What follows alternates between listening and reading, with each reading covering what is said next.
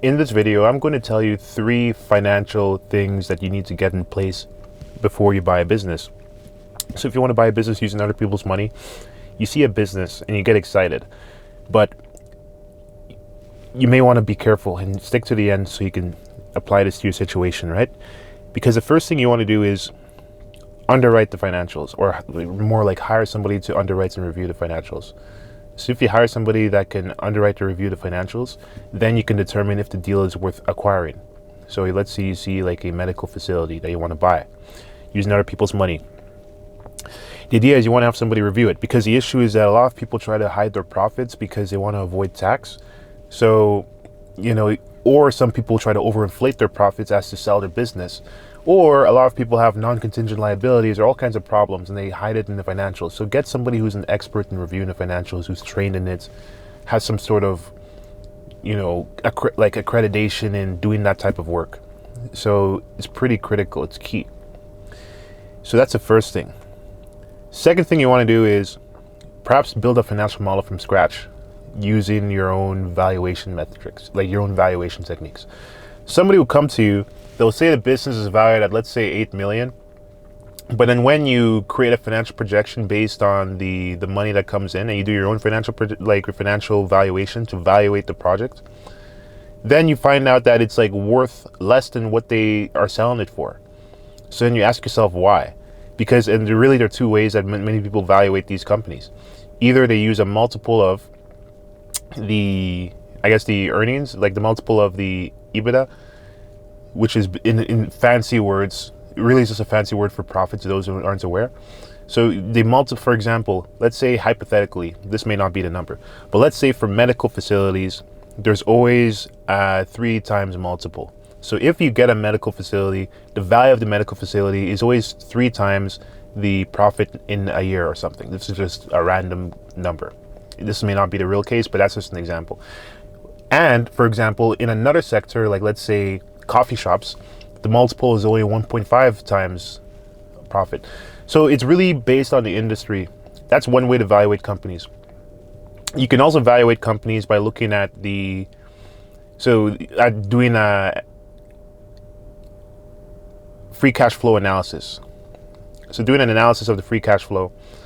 So those are just some ways. And so basically, if you take all the income and then the expenses that a company has, and then you use this information, or I guess like a CFA or a CPA or an accountant or somebody experienced in this uses that information to make a new financial model, then you have like sort of like an irrefutable statement or proof that can show that the value of the company is worth a certain amount higher than that which you want to higher or lower than what they're selling it for. This is how you make sure you don't get cheated. And then the third and final thing is you have to make sure that when you're buying a business and you're doing the financials, make a financial projection to potential investors or lenders. So get somebody to do that rather. So let's say you understand the deal, you got somebody to analyze the financials, number one. You got somebody to review the materials and make their own model to make a new valuation of the deal. Then the last thing would be to sell other people into the deal with you. Because let's say you need to get a lender to lend you money for the acquisition of the deal because you don't have 100% of the purchase price. You may need to be really good at articulating or creating a financial model that can prove that the interest payments that the company is paying off on the income from the business can more than pay off the interest payments and handle the interest payments on that loan and pay back that loan, right? And that the cash stores available are not going to get extinguished and the business won't die horribly, right? And then I guess the last thing would be to, like, if you can't even afford a down payment, so let's say you get a lender for, let's say the business costs $100,000. You get a lender, or not even $100,000, like $1 million. You get a lender that'll lend you 75%.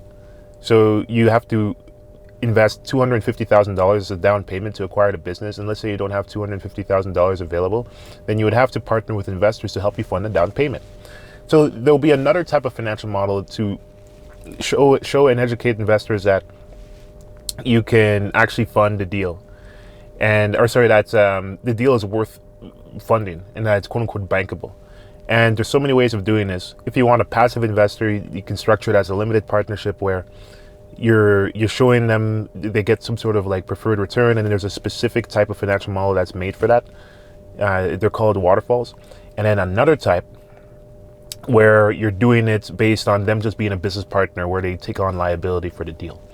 So those, bear that in mind. And then when you're working with financial consultants to help you prepare the financials, take a look at those three things so that you can be ready to acquire the deal and raise money to close the deal. So make sure you like, comment, subscribe, and we'll see you in the next one.